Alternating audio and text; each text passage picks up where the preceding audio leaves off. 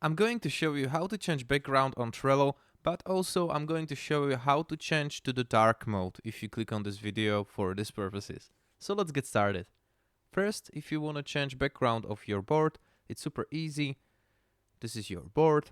Click on these three dots and here you can simply change background. You can choose from colors or from photos like this, or you can add a custom. If you click custom, you can choose from your folders, and that's it. This is how can you change backgrounds. I'm gonna try it.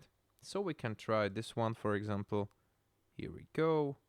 This one is nice, or we can simply choose this one. Okay, and this is how can you do it.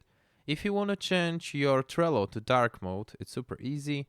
Click on this profile picture and then go theme, and here you can go dark. And this is how can you do it, guys. Thank you for watching. If you find this video helpful, please leave a comment or like, and if you want to see more, subscribe to the channel. See you one click later.